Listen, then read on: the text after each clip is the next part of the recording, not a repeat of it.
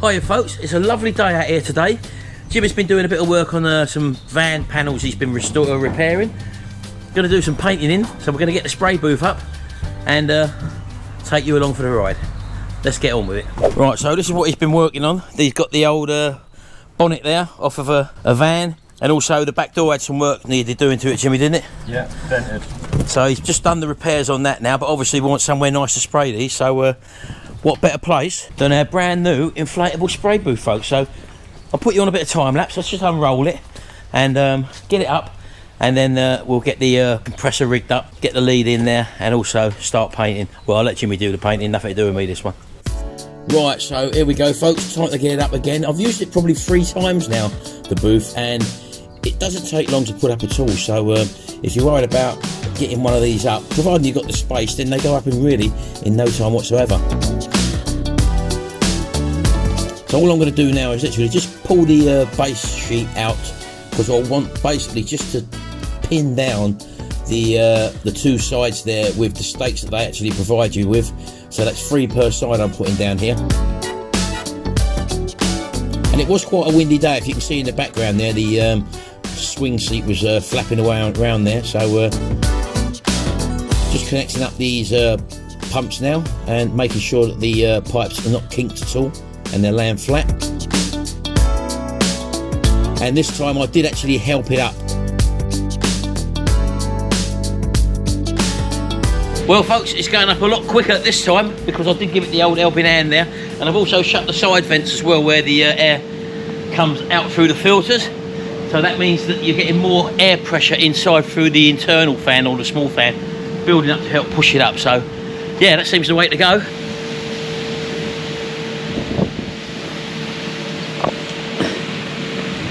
There we go, virtually there. These are the panels I'm talking about. By covering them up with these, it builds up the air pressure inside to help push it up as well. So there's our little side vents there, folks, that let it down. You make sure they're up, which I didn't do the first time I put it up. And I think we're there. Yeah, there we go.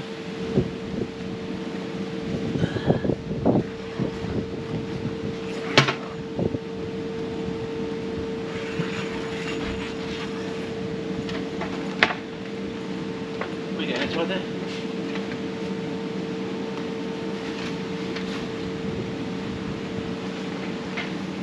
So we're all up folks, as you can see, and again straight away it's lovely and warm in here. I think I did mention in the first video that I thought this was waterproof, but apparently these ones aren't waterproof, so obviously make sure you've got decent weather. And we're trying not to do any preparation work in here at all. That's why we're doing all the work outside in the open. So, and what I'll do now is, now it's up, I'll let down that side vent now. Just drop that down.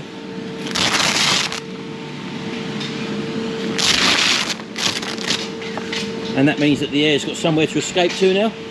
And although we're bringing the stuff in through the front, someone did mention, it was quite a good point actually, that on the last time I used it, I was coming in and out of the front, and to stop any flies possibly getting through this door and getting inside, what you could do, you zip up that way, and when you finish spraying, go out through the back door, because that is the filter.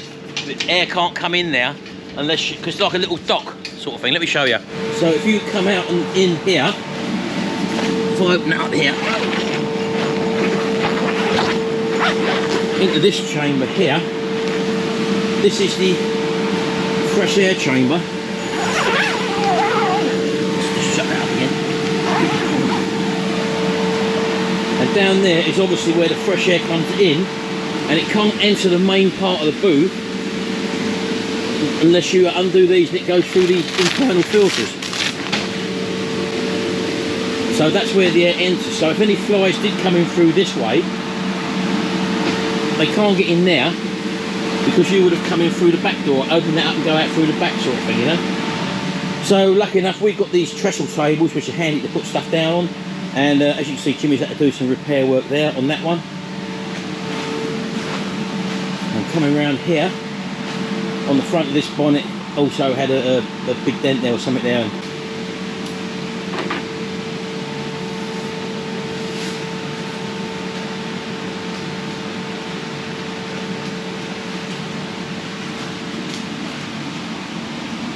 Right folks, we're going in.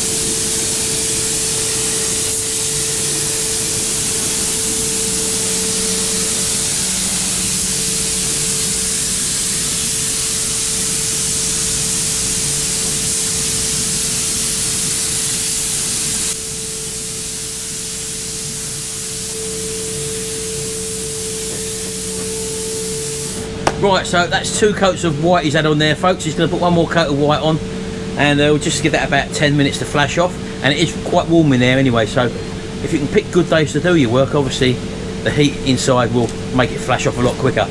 Right, it's about 20 minutes later now, folks, and he's just going to start applying the lacquer, so let's get back in there.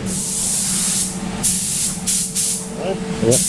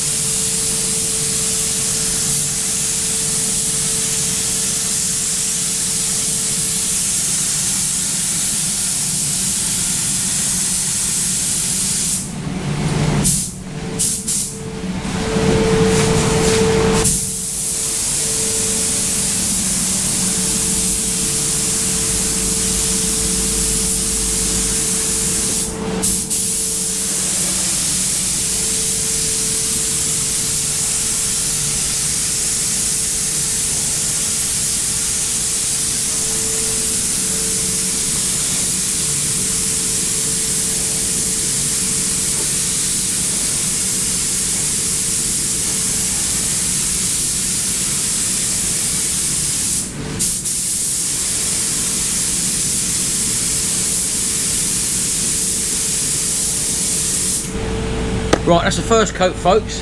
You might have seen when we was doing the bonnet, there's actually a big fly in there. So we've just left that door open just to hopefully get it out. We should be using the back entrance. That's one thing I've learned already with the spray booth. That way you've got that sort of trap, as I mentioned earlier on. So yeah, just something to be aware of. So let that flash off for about 10 to 15 minutes, and he'll apply 2 more coats, and then that job will be done.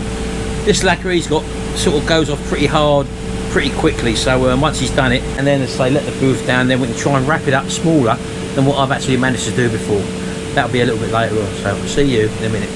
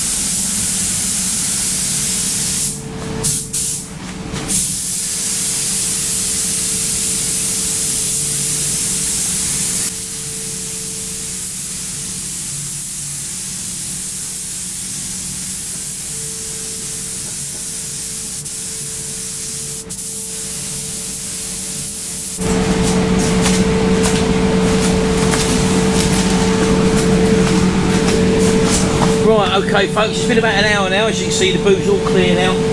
Jimmy's got the heat lamp on, and this lack is nearly ready for him to put back on. So I'm going to give him a hand to paint this door now, so we'll see you in a minute.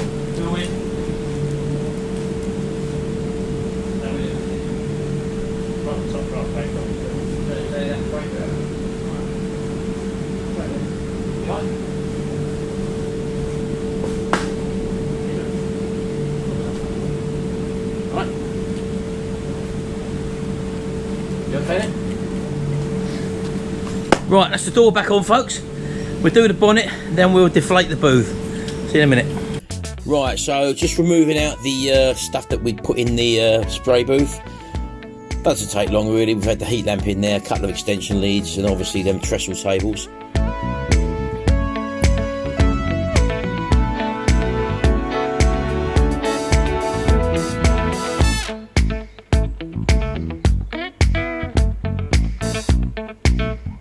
Just zipping out now, and leaving these vents open just to make sure that air can escape a lot quicker when deflating it, and also undoing these zips on the side there just so that the air comes out. And it's just basically a matter of letting it go down in its own time now.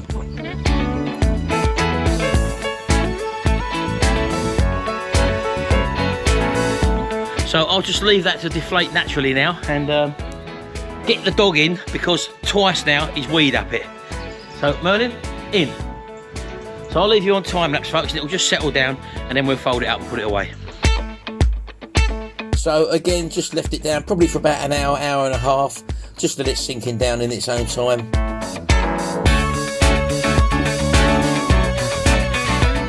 I suppose you could push the air out, but I really wasn't too bothered. It's no hassle just to leave it there. Or no hassle, so I thought.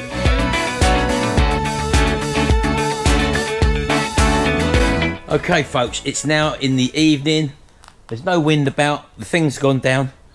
I looked out the window, both dogs have pissed up it. So one dog pissed up the front of it, and the other dog pissed up further down. So I've chased them away and washed it down with some water. So one thing to be sure, make sure you lock your dogs up, otherwise they'll piss on it like they've done it on mine. Every time I've had this up so far, when it's been in the deflated state, the dogs have come out and pissed on it. Right, so I'm just going to remove the stakes now, 3 on each side, 3 down that side, 3 down that side, and then I'll start to fold it up, and let's try and get it into a smaller bundle than what I've managed to do before. So I'll put you on a bit of time lapse for that, so I'll see you in a minute. Well, here we go, nice and flat now, and this is my 3rd time of trying to get it as small as I can. All I will say is that after the 3rd attempt, this is probably the smallest I've actually got it.